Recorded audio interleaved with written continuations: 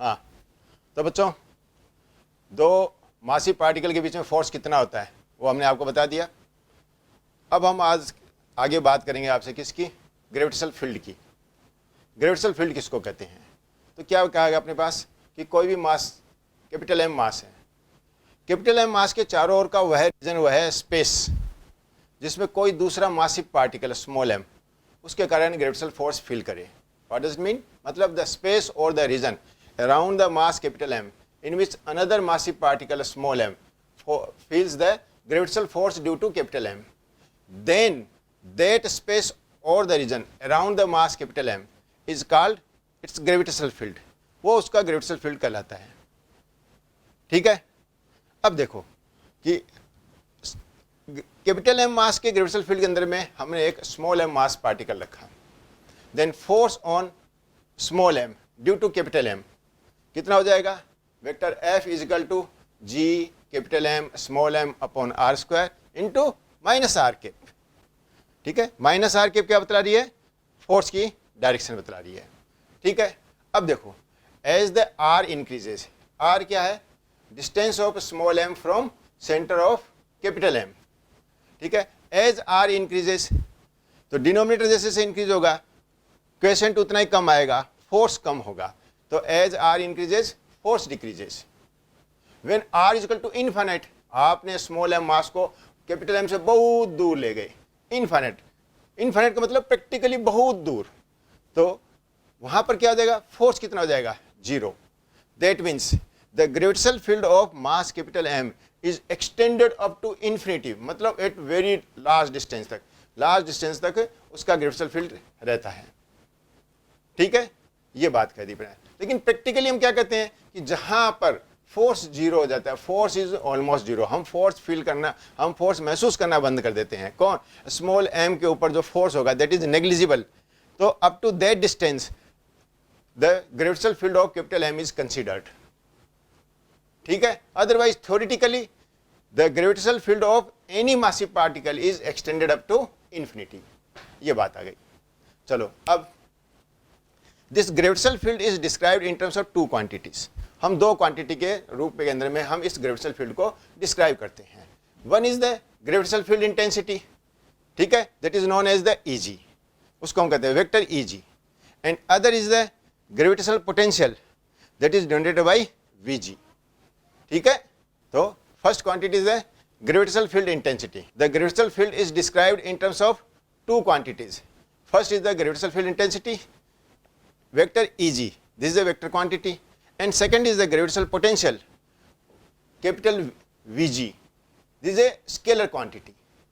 So let first we define the gravitational field intensity. Gravitational field intensity क्या होती है इसे हम define करें।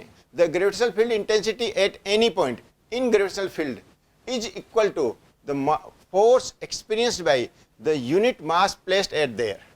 Gravitational field के किसी भी point पर gravitational field intensity उस पॉइंट पर रखे हुए यूनिट मास के ऊपर लगने वाले फोर्स के बराबर होती है। तो हमने क्या किया कि कैपिटल एम मास से, कैपिटल एम मास के ग्रेविटेशनल फील्ड के अंदर में उसके सेंटर से स्मॉल आर डिस्टेंस के ऊपर हमने कोई पी पॉइंट के ऊपर स्मॉल एम मास रख दिया। Then the force on small M mass at point P कितना हो जाएगा? F is equal to capital G M capital M small M upon R square minus R cap. This is the force on mass capital M. Then the force on unit mass. So since the force F is the force on mass capital M, therefore force on unit mass is equal to F upon small m. ठीक है, तो this will be the gravitational field intensity at point P. ये P point के ऊपर gravitational field intensity हो जाएगी। So the vector Eg is equal to F upon small m. That is equal to capital G capital M upon R square minus R cap. Small M से small M cancel हो गया। ठीक है, अब सुनो, देखो ये हमने डिफाइन कर दिया ग्रेविटेशनल फील्ड इंटेंसिटी। कैसे डिफाइन कर दिया? फोर्स अपॉन मास।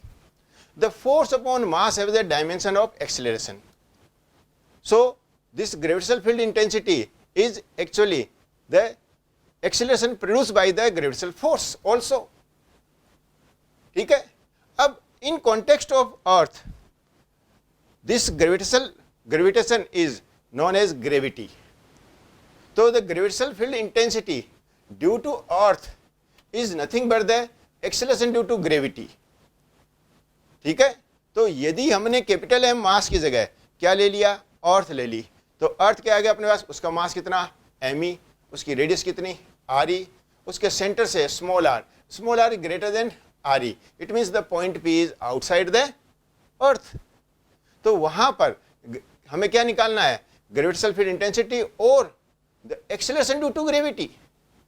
तो वेक्टर ई जी और वेक्टर जी किस पॉइंट पर, बी पॉइंट पर निकालना है। तो अगेन क्या कीजिए, put the A mass small M at there, वहां पर एक स्मॉल एम मास रखा जाए, उस स्मॉल एम मास के ऊपर लगने वाले फोर्स को कैलकुलेट किया जाए और उस फोर्स को कैपिटल एम वापस मास से डिवाइड कर दिया जाए, तो क्या आ जाएगा, ग्रेविटेशनल फील्ड इंटेंसिटी।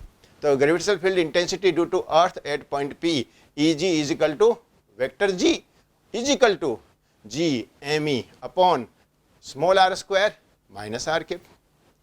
ठीक है, देखो स्मॉल आर क्या है, डिस्टेंस फ्रॉम अर्थ सेंटर, ये अर्थ के सेंटर से ये डिस्टेंस है। So this is the gravitational field intensity और the acceleration due to gravity at a distance small R from earth centre. ठीक है,